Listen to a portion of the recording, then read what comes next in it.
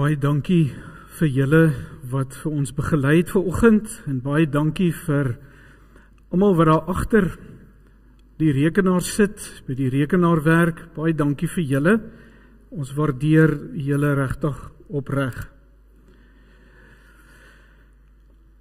Geliefdes, nou is my rekenaar weer weg iewers heen. Ek nou net vandag kyk, hoekom is hy nou hier? Net so oomblikie.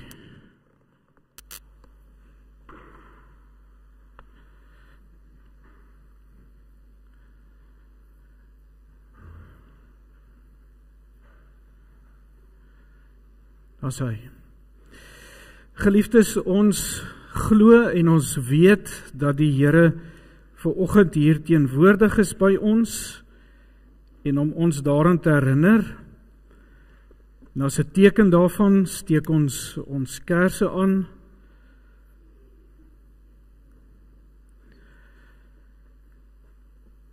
Die Here sê waar 2 of meer in sy naam bymekaar is, daar is hy teenwoordig. En wat 'n spesiale geleentheid is dit nie. Ons is 'n klomp mense wat van verskillende agtergronde kom, verskillende maniere van dink het. Ons is selfs hier vanoggend verskillende kulture saam. Ons is mense wat selfs ook verskillend dink oor die interpretasie van die Bybel en oor God. En tog het ons hierdie een faktor wat ons saam bind hier vanmôre. En dit is dat ons aan die Here Jesus Christus behoort. En dat hy ons Here is. En dit maak ons een. Dit maak dat ons sy liggaam is. Dit laat my dink aan daai gedeelte in Openbaring 4, waar die totale skepping voor die Here se troon staan, waar die alle volke, tale en nasies voor die Here staan, en die volgende woorde uitroep: U is waardig, ons Here en God, om die heerlikheid en die eer en die krag te ontvang, omdat U alle dinge geskep het, deur U wil het alles ontstaan, is dit geskep. Hierdie selfde Here wat op die troon sit, wat in beheer is vanmôre hier teenwoordig. En dis dieselfde Here in wie se naam ek jou groet vanmôre en vir jou sê, vrede vir jou, welkom hier in sy teenwoordigheid. Want hier is vir jou genade, hier is vir jou rus, vir jou siel. Kom ons staan en dan gaan ons die Here aanbid met Liedboek 202 vers 1 tot 3. Kom ons staan.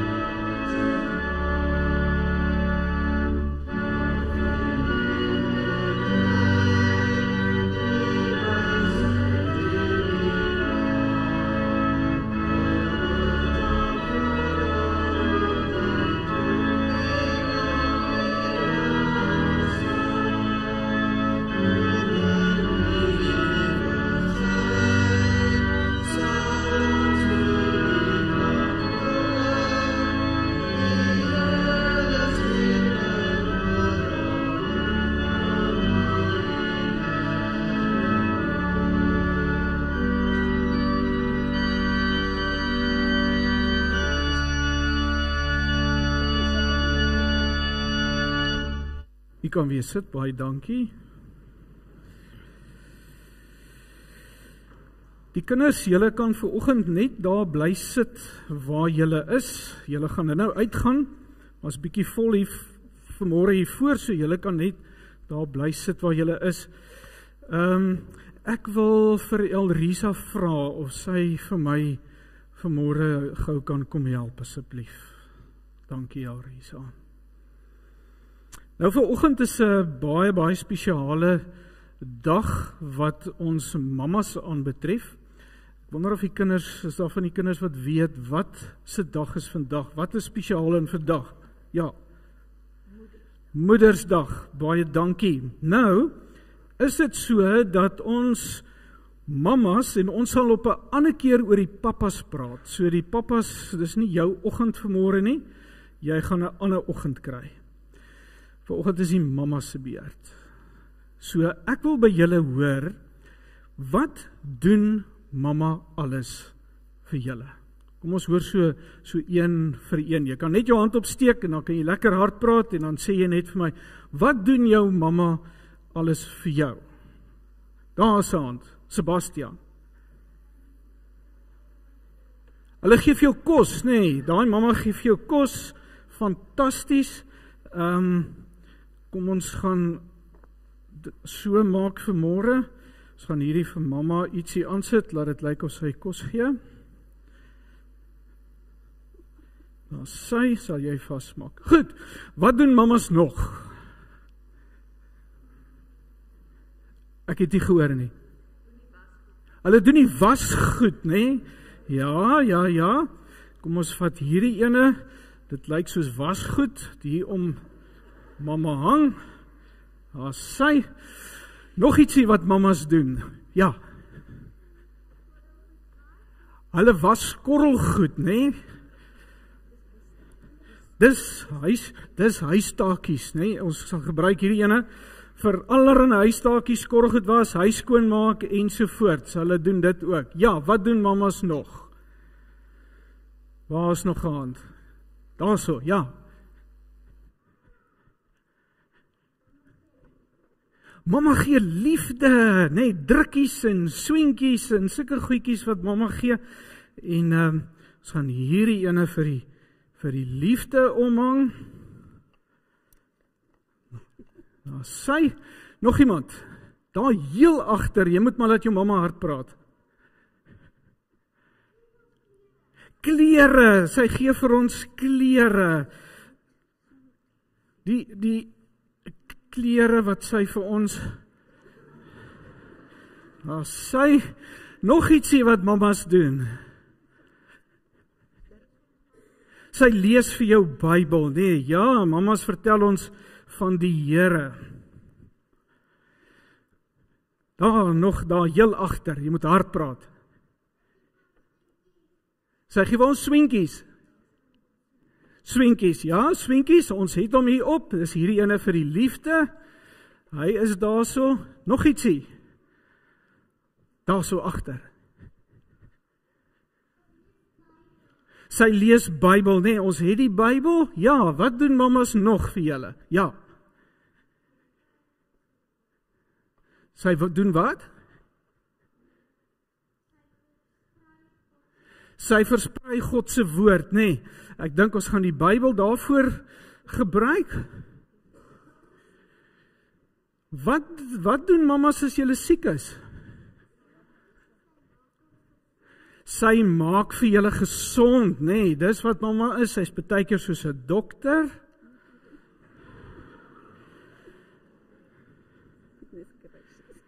Is jy alright so? Kry asem. Goed. Nog ietsie wat mammas doen. Ja. Sy help jou met huiswerk, nê. Ons gaan vir haar 'n skoolboek gee om vas te hou. Daar's nog 'n hand.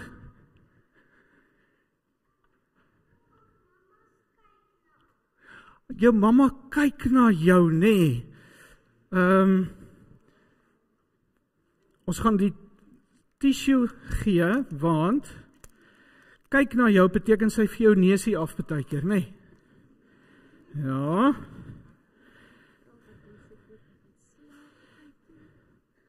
Ons sit daai ene hier, so, as hy. Wat doen mamas voordat julle gaan slaap? Sy lees vir julle stories, nee? Dan sê hy, nog ietsie, dalk 'n laaste enetjie wat mamas doen. Hulle kyk vir jou hoe hulle sport doen, nee? Ja.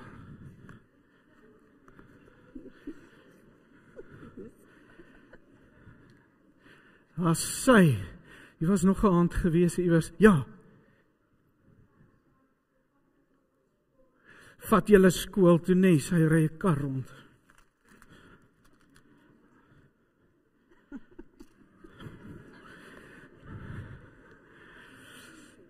Goed, nog ietsie. Ja.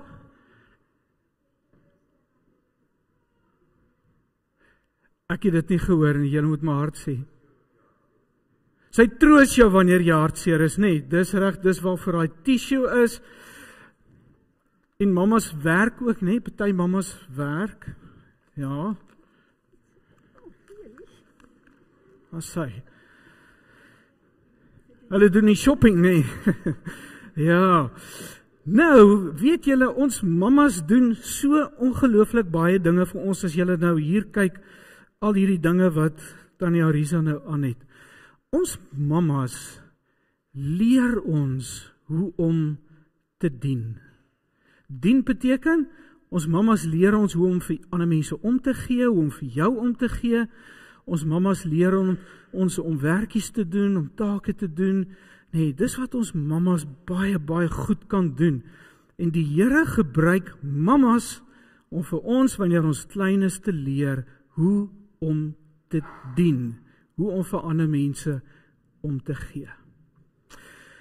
Ek wil nou gou-gou vra, is hier een van julle wat dalk vanoggend lus het om vir ons mamas te kom bid? Dis hy, Sebastian, jy kan net hier staan. Kan ek gou 'n mikrofoon net kry? Ons kyk gou waar, dis hy, gee. Jy kan die Onse Vader ook bid as jy wil, want die Here weet dit is vir ons mamas waarvoor jy dit gaan bid, nee. Alright, kom ons maak ons oë toe, gaan Sebastian vir ons bid. Onse Vader, wat in die hemel is,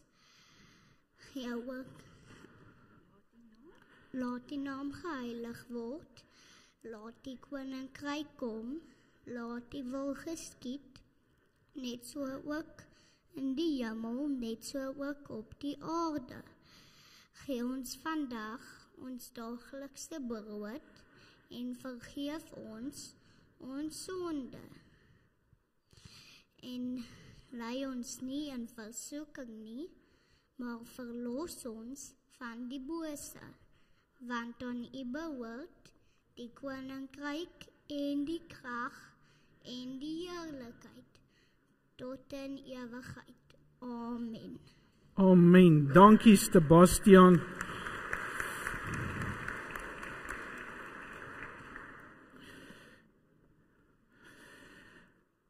Nou gaan ons vanmôre, julle wat die kinders is, gaan vanmôre vir ons mamas vanmôre dien.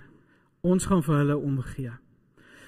En ons gaan nie net vir ons mamas nie, ons gaan vir al die dames wat ver oggend hier in die kerk is, nee, want dit is hoe hulle lyk met eintlik maar met al hierdie goedjies op. Ons gaan vir hulle iets vanmôre spesiaal gee en ons gaan vir hulle 'n geskenkie gee. So ek soek van die kinders wat vir my kan kom help om vanmôre vir die mamas geskenkies uit te deel. Julle kan hier na vorentoe kom asseblief. Julle kan soms so 'n paar van julle 'n mandjie vat. Kom, ek gaan daar vir julle gee. Julle kan sommer al twee, dan gaan julle saam daai kant toe, hoor. Dan loop julle tussen die banke en julle deel dit uit vir die mamas en die dames en almal wat hier is vanmôre. Al die dames, nie papas nie. OK, julle kan saam met van die mense met die mandjies loop en dan deel julle uit, dan help julle uitdeel. Gaan jy saam met hierdie twee meisies. Ons soek iemand nog in daai ry af.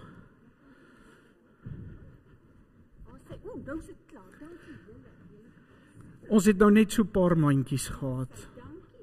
Gaan loop saam met daai seentjie daar, dan deel jy daar uit. Ons soek nog iemand in hierdie ry.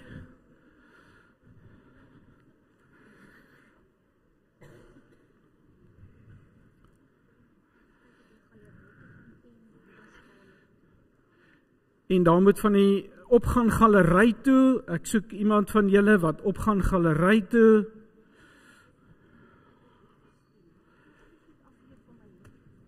Ja.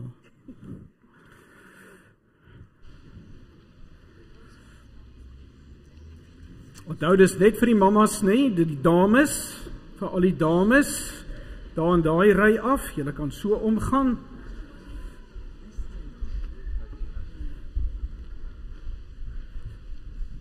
Gaan vir ons in hierdie ry so af, daar sy. Kan jy vir haar help hierdie kant? Help haar gou vir haar hierdie ry af.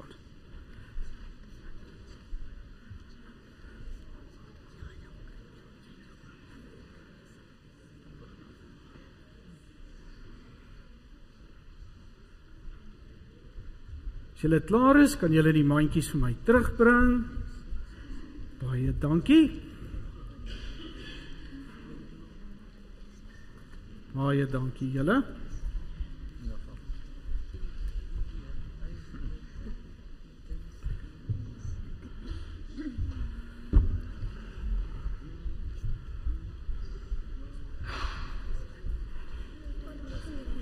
Okay, vir daai enetjie. Dan sê hy.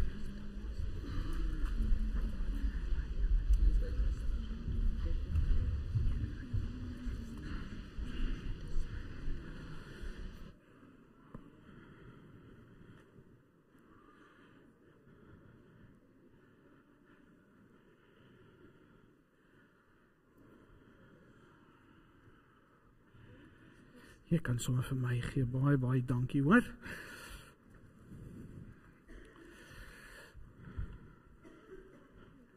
Baie dankie. Dankie, daar sê. Is daar een van die dames wat oorgeslaan is met 'n geskenkie vir Moedersdag vanmôre? Almal gekry.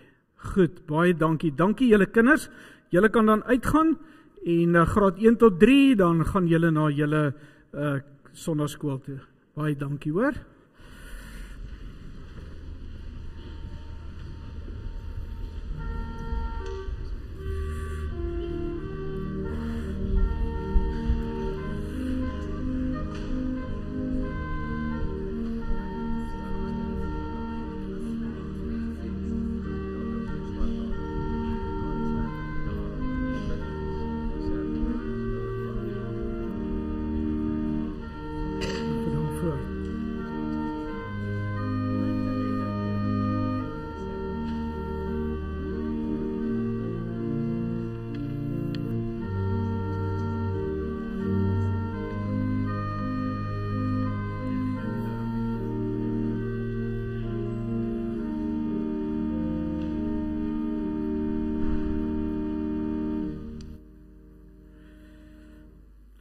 Dankie vir almal vir die vrouens wat gehelp het met die geskenkies te maak en ook vir die pragtige blomme hier wat iets van 'n mamma kom simboliseer wat besig is om te dien.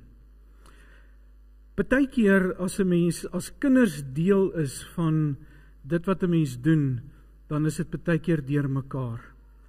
Maar dit is oukei, want dis hoe kinders leer en dis hoe kinders groei. En dis hoe ons mekaar omarm en lief is vir mekaar. Vanoggend se teksgedeelte kom uit Handelinge 9 vers 39 tot 43 en ons tema vir vanoggend is wees 'n leier sonder 'n titel. Kom ons gaan net eers saam bid.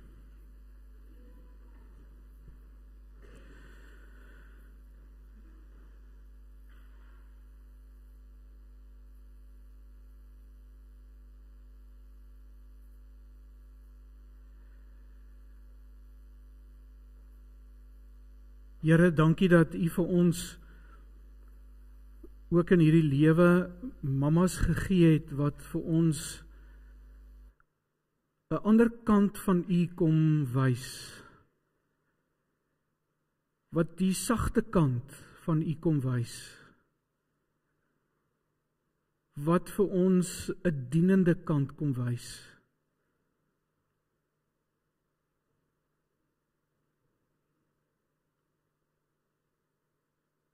En ons bid vanmôre, Here, vir reg oor ons wêreld,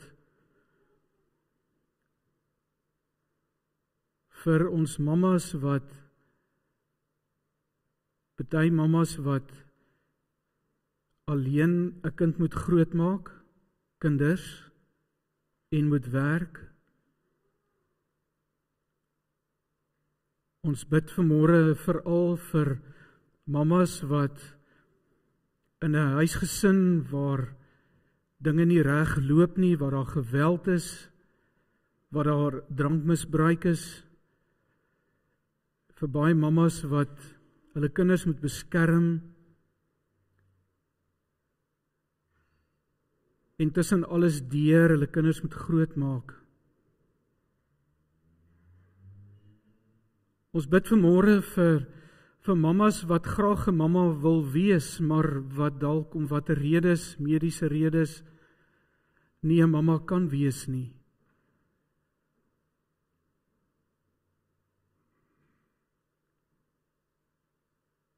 En ons bid vir mammas wat elke dag oral moet rondry, al die balle in die lug hou, vanaand nog 'n storie lees. Ons bid vir wysheid, ons bid vir krag,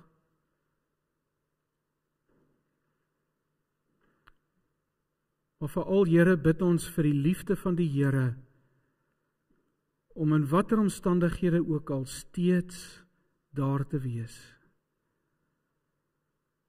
Mammas wat leiers is, sonder 'n titel.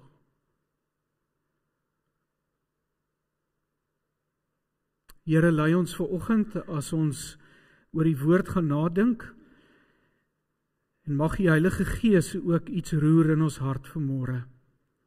Ons bid dit in Jesus se naam. Amen.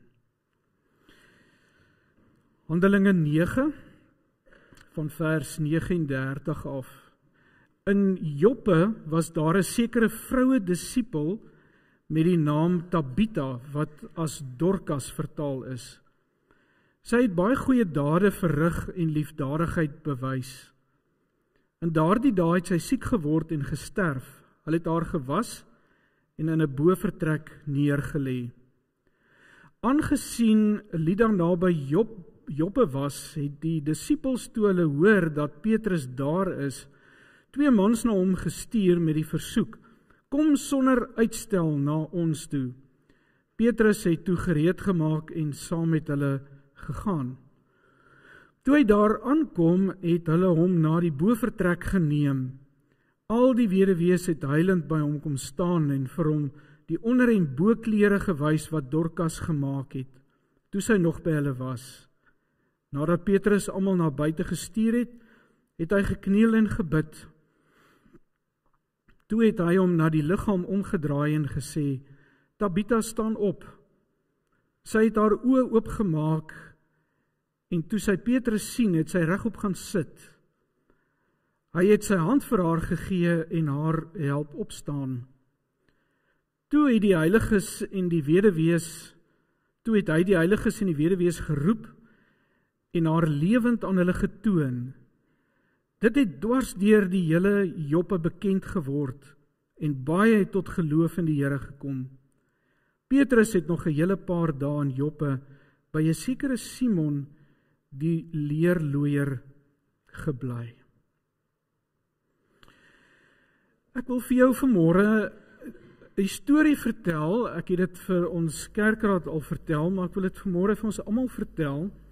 Storie van 'n kamermeisie wat in 'n hotel in Manhattan, in die Manhattan Hotel in Amerika begin werk het.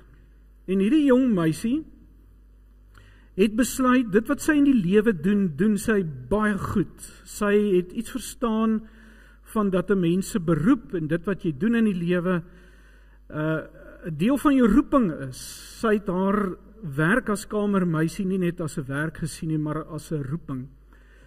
En sy het elke dag probeer om 'n beter kamermeisie te wees as die vorige dag. Dit het later so gebeur dat van die mense wat in die hotel ingeboek het en op haar gang was, het die storie versprei van hierdie goeie diens wat jy kry daar in daardie gang van die hotel. En so het bekende mense later na die hotel toe gekom. Daar's beter hotelle, duurder hotelle, maar van die vooraanstaande mense, bekende mense, filmsterre, het later die hotel geboek. En hulle wou op daardie vloer hulle kamer hê. En toe die bestuurder van die hotel later dit agterkom en begin vra, maar hoekom soek julle daardie vloer? En toe sê hulle, want ons soek daardie kamermeisie. Moet vir ons help en moet vir ons kamer gereed maak en reg maak. Toe kom hulle op 'n stadium na haar toe en hulle sê vir haar, hulle wil haar graag die leier maak van die gang. Hulle wil graag vir haar daai posisie gee en vir haar groter salaris gee. En sy sê toe vir hulle, nee, dankie. Ek wil 'n kamermeisie wees. Na so 'n jaar of 2 het hulle vir haar die pos aangebied van bestuurder van kamermeisies oor die hele hotel, om hulle op te lei en so aan, en vir haar 'n reuse salaris aangebied. En sy het vir hulle gesê, baie dankie, maar ek wil nie dit doen nie. Ek wil 'n kamermeisie wees. Dis my roeping. Toe het hulle later, omdat sy soveel inkomste gegenereer het vir hierdie hotel, het hulle later vir haar 'n baie hoë salaris betaal. En sy was steeds 'n kamermeisie. Want hierdie meisie, en dis waar hierdie hele denke begin ontwikkel het van 'n leier sonder 'n titel, het uit hierdie verhaaltjie van haar ontwikkel, want sy het haarself gesien as 'n leier. Sy het haarself gesien as 'n leier van haarself. Sy het haarself gesien as 'n leier van die kamer wat haar verantwoordelikheid is. Sy's 'n leier van die mense om haar wat saam met haar werk en haar gaste wat daar is, het sy haarself as 'n leier gesien. Maar sy het nooit 'n titel gehad nie. Sy was maar net altyd die kamermeisie. En sy was die persoon wat onder andere verantwoordelik is vir die bekendheid wat die Manhattan Hotel in Manhattan verwerf het oor 'n klompie jare. 'n Leier sonder 'n titel. Ons lees van Dorcas. Dorcas was haar Griekse naam, haar Arameese naam was Tabitha, haar naam beteken bokkie. Ons lees van hierdie dame, wat ook 'n leier was sonder 'n titel. Al wat jy van haar lees is dat sy was 'n volgeling van Jesus. Dit word, so word sy genoem, 'n disipel van Jesus wat doodgewoon, maar beteken sy was 'n volgeling van Jesus. Sy het nie die titel gedra van apostel nie, sy het ook nie die titel gedra van ouderling nie, of diaken nie, sy het ook nie die titel gedra van een of ander kerkleier, of belangrike persoon in die kerk nie. Sy was maar net 'n volgeling van Jesus, word daar gesê. En Dorcas het op haar eie die inisiatief geneem, en sy het begin om die mense in haar gemeenskap, het sy na hulle toe uitgereik, na die mense wat arm was, en waarskynlik was Dorcas self ook arm gewees, omdat 80% van die mense in die Bybelse tyd was mense wat onder die broodlyn geleef het. Jy lees daarvan dat sy omgegee het en versorg het.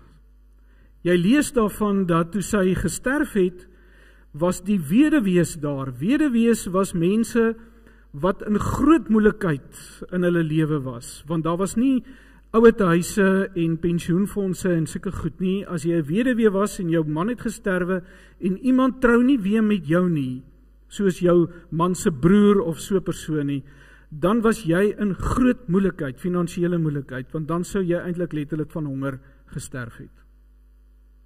Want jy het nie 'n ander ondersteuningssisteem gehad nie.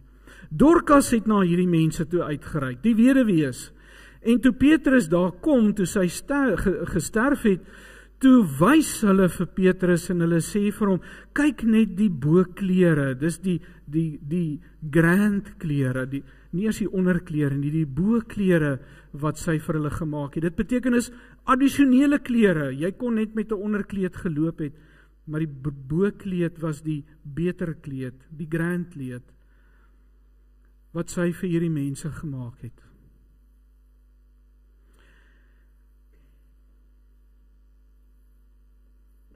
En wat ons moet raak sien in hierdie teks, geliefdes, is dat hierdie teks haar dade, dit wat sy doen, wie sy is, in verband bring met die feit dat sy 'n volgeling van Jesus was. Dat sy vir Jesus nagemaak het. Dat sy gedoen het soos Jesus doen. Dat die liefde van Jesus Christus wat in haar hart was, kon sy nie vir haarself hou nie. Dit het net oorgevloei. Sy kon nie anders as om 'n leier te wees, al het sy nie 'n disipel, al het sy nie 'n titel gehad nie. Geliefdes, alle Christene is leiers. Of jy 'n leier is van jou huis, in die huisgesin waarin jy bly, of jy leier is tussen jou maats, of jy leier is oor jouself, maar alle Christene is leiers, want leiers neem inisiatief. Leiers sien raak en tree op. Dis wat leiers doen. En die verskil is dat gelowiges wat leiers is altyd leiers, omdat hulle liefde in hulle hart hulle dwing om te dien. Christenleiers se leierskap bestaan uit, ek is 'n leier, nie in die eerste plek omdat ek gekies is in 'n posisie nie omdat ek aangestel is nie, maar ek is 'n leier omdat ek gelowige is, omdat dit is wie ek is. Dis mense wat nie nodig het om gesê te word wat om te doen nie.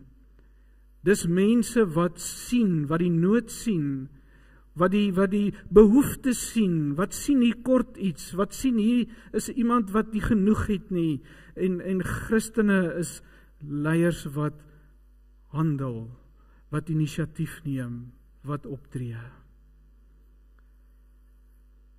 Christene is nie mense wat sit en wag vir die ander om te kyk wie gaan die werk doen nie. Niemand het vir my gesê ek moet hierdie doen nie. Christene is leiers wat leiers is omdat Christus hulle dring. Mense wat dien. Dis wie Jesus was, nê? Hoe anders dan? Ons lees in Filippense 2 dat Paulus skryf dat Jesus nie aan sy titel vasgehou het nie. Wat was sy titel? Sy titel was God. Sy goddelikheid staan daar. Hy het nie so aan sy goddelikheid vasgeklou dat hy nie bereid was om dit te verlaat en mens te word nie, sê Paulus in Filippense 2. En dan sê hy, en toe hy mens geword het, gelyk geword het aan mense, toe word hy minder as mense. Hy het homself ondergeskik aan mense gestel. En dan sê Paulus, want hy het mense se slaaf geword. Iemand wat gedien het sonder om terug te verwag. Iemand wat gedien het sonder om die beloning daarvoor te kry.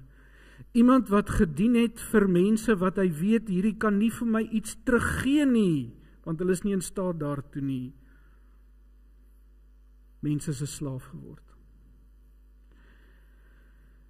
En selfs Paulus in hierdie teksgedeelte sien ons, hy het 'n titel gehad. Maar Paulus was nie opgetrek met sy titel nie. Want hy het by Simon die leerlooier gebly.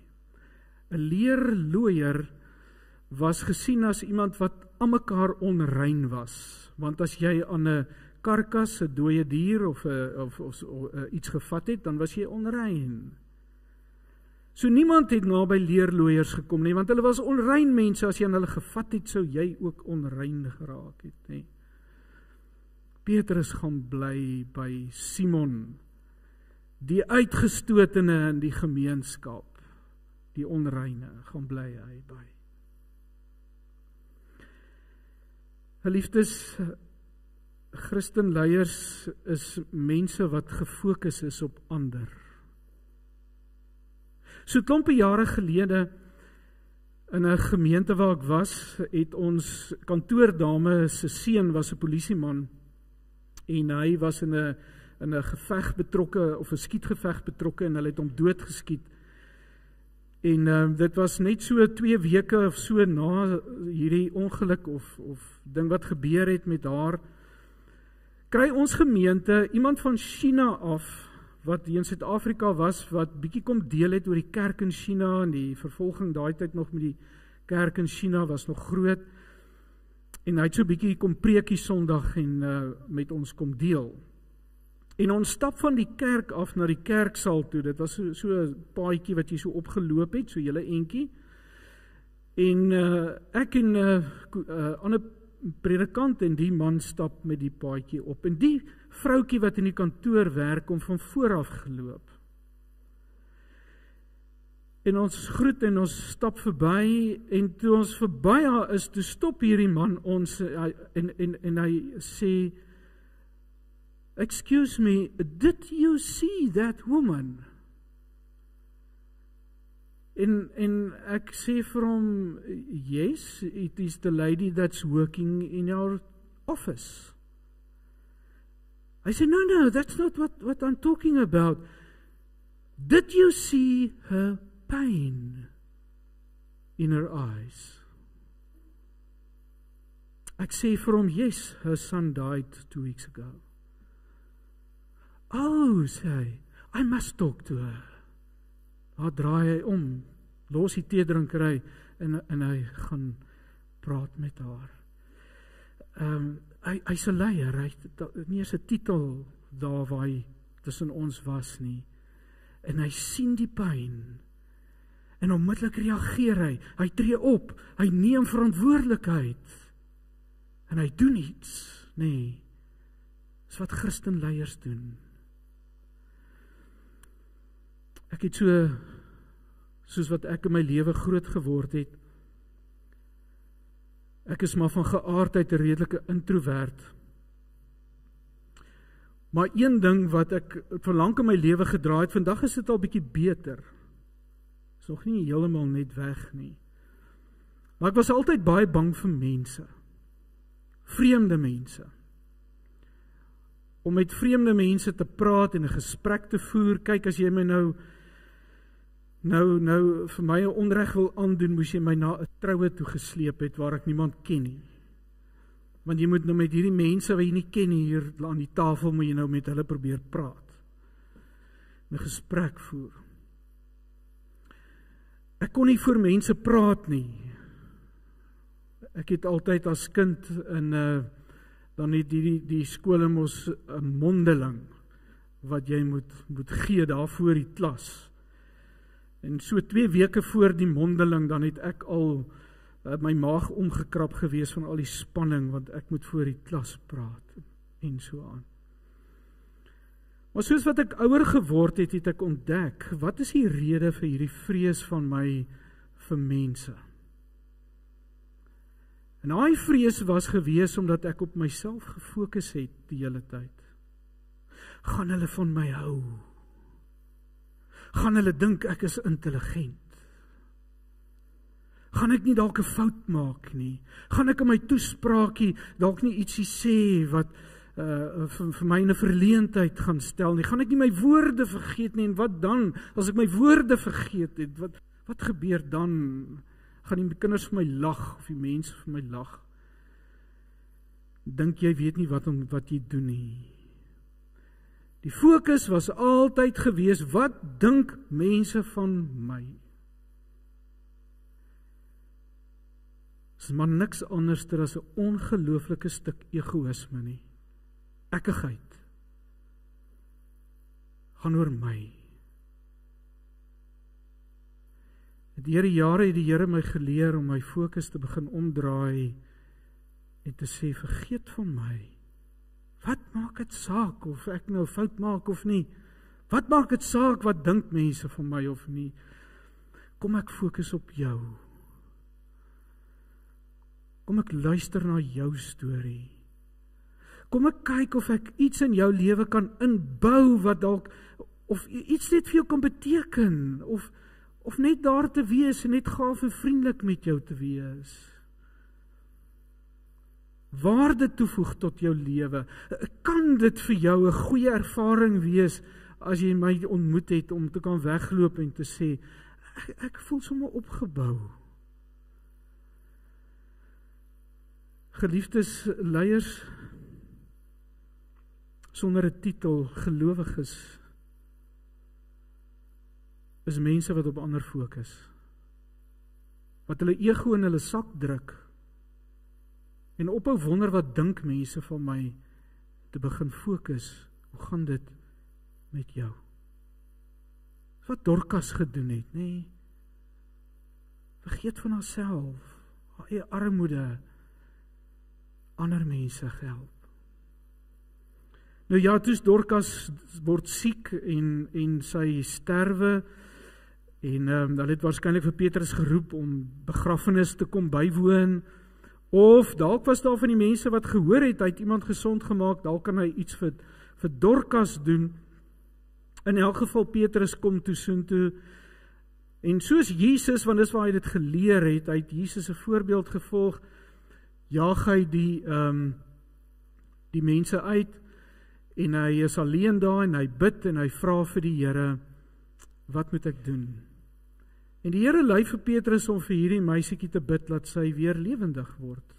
Hy doen dit, en daar ken ons die stories, hy word weer lewendig, maar wat baie belangrik is in hierdie verhaal, is die storie versprei die wêreld in. Die mense hoor daarvan, en dan staan daar in die teks, en baie mense het tot geloof gekom, as gevolg van hierdie gebeurtenis.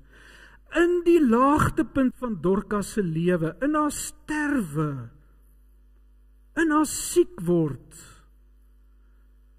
gebruik die Here hierdie laagtepunt van sterwe in haar lewe, om hierdie ongelooflike ding te doen, om 'n wonderwerk te doen, sodat die evangelie oor van wat met Dorcas gebeur het die mense die evangelie geglo en aangeneem. Ek wonder of Dorcas nie dalk die een was, wat dalk meer mense na die Here toe gelei het, en dat gebeur het uit haar sterwe nie, as wat die disipels self gedoen het nie. Hierdie mens sonder 'n titel,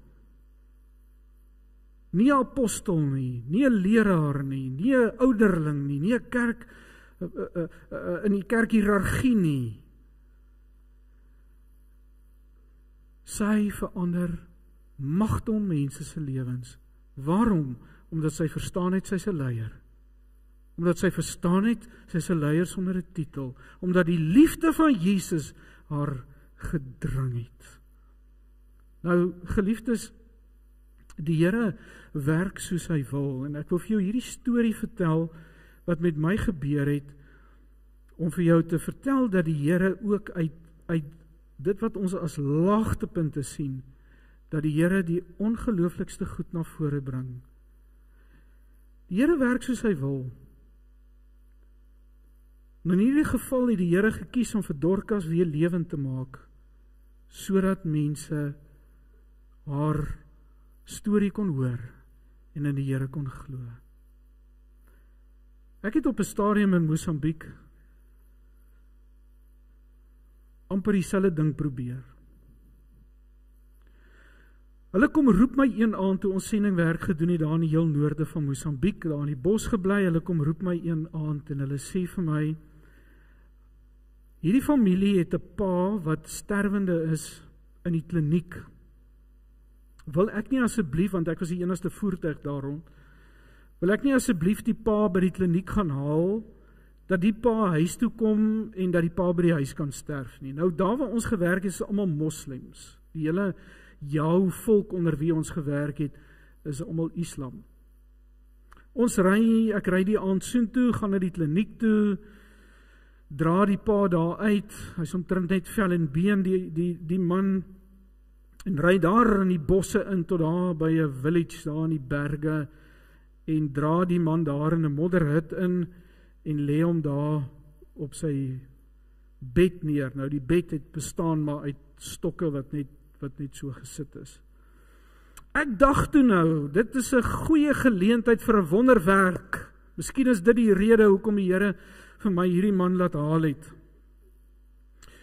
En ek sê in my voortvarendheid, vra ek vir hulle, kan ek vir hierdie man bid, wat daar besig is om te sterf? Ja, sê die familie, ek kan bid. En ek sê vir my tolk, jy moet die gebed tolk, want hulle moet hoor wat bid ek. Want as die Here nou hierdie man daarom gesond maak en hier laat opstaan, gaan hierdie hele area waarin ons gewerk het, gaan verseker tot bekering kom. En ek kniel daar en al hierdie klomp moslems kniel saam met my daar by hierdie man en ek bid en vra die Here om hierdie man gesond te maak en sy lewe vir hom terug te gee. En so aan. Ek is al weg die aand, terug huis toe en die hele nag bid ek. En ek sê, Here, dis mos nou so geleentheid vir die evangelie om te versprei in hierdie area.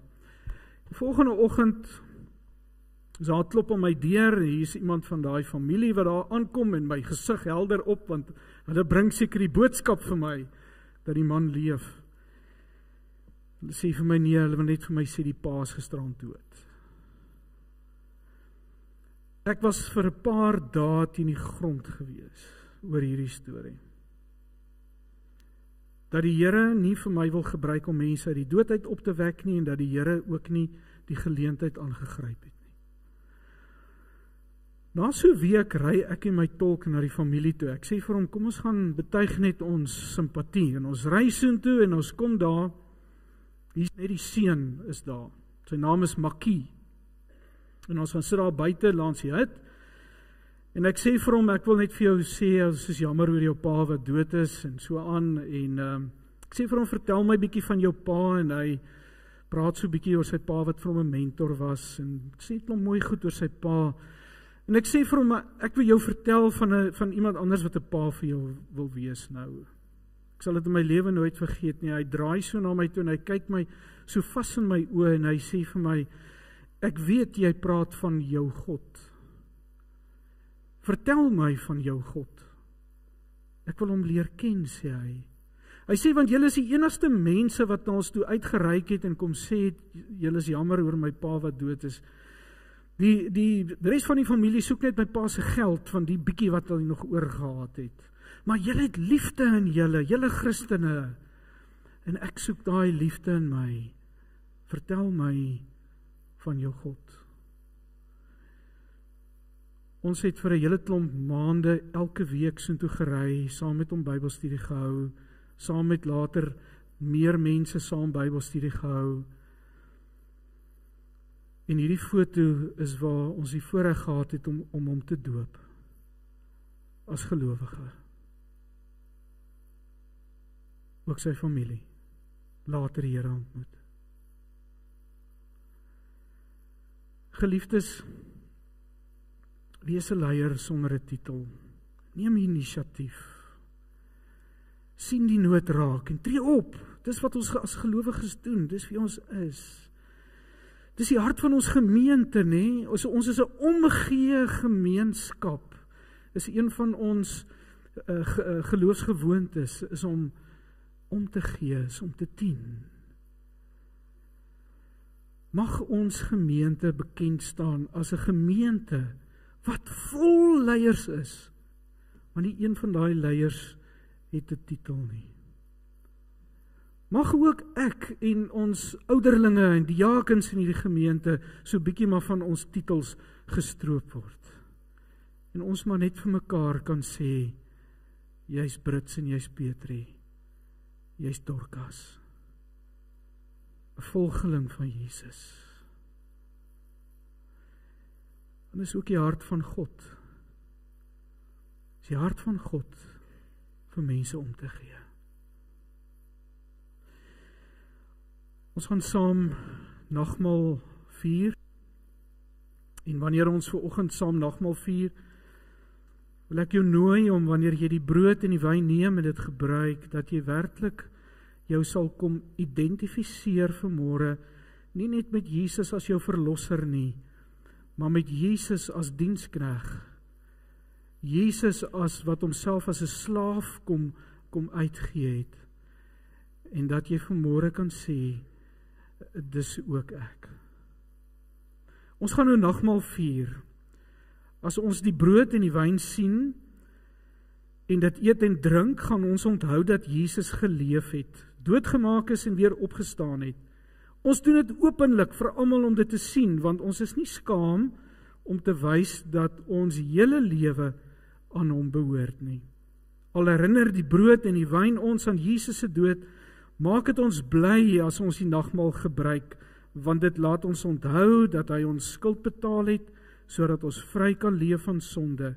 Dit laat ons daarom ook dink aan die fees wat ons eendag saam met Jesus in die hemel sal vier.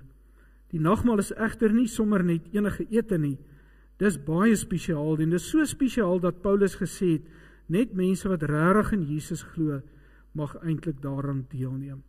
Daarom moet ons weer 'n keer na onsself en na ons eie hart kyk en vir onsself die volgende afvra. Aanvaar ek regtig dat ek sondig is?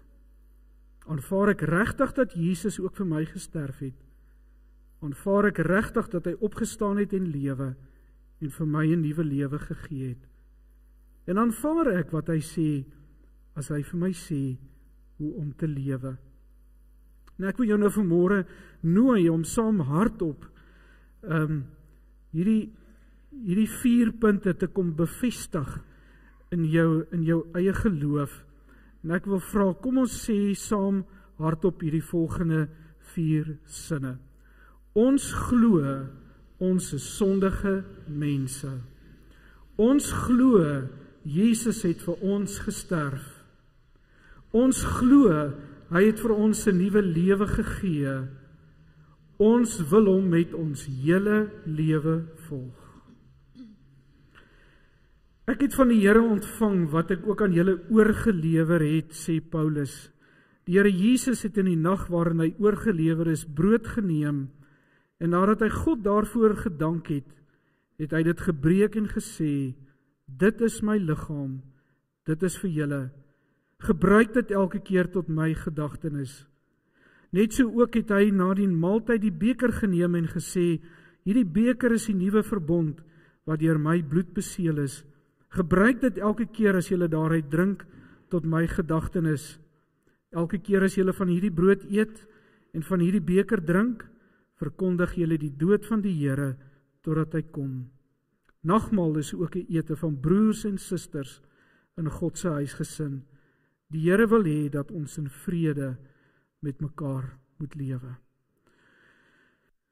Ons gaan nou die brood en die wyn uitdeel, en ek wil vra dat jy dit by jou sal hou, en dan gaan ons dit nou almal saam gebruik. Die gesin wat hier voorkom sit, julle kan vorentoe kom en net vir ons die mikrofone ook daar sit. Die mense wat die nagmaal vir ons gaan uitdeel, kom help ons asseblief.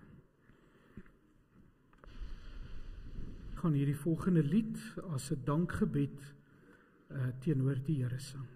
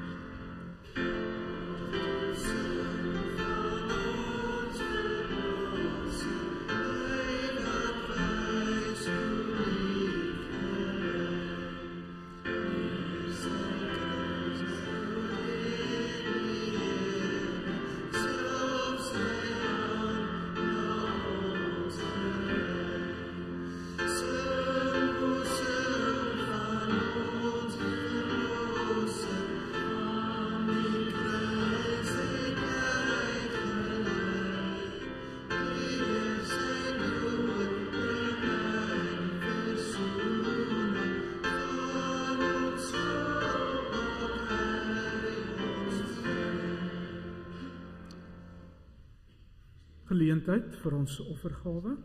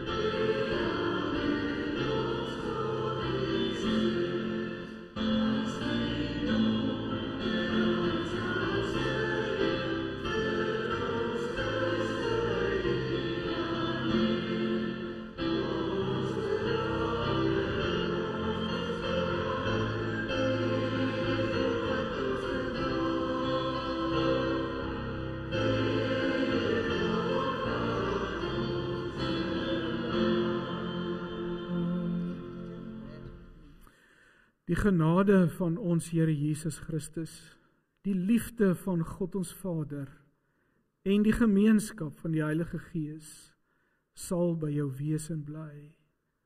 Amen.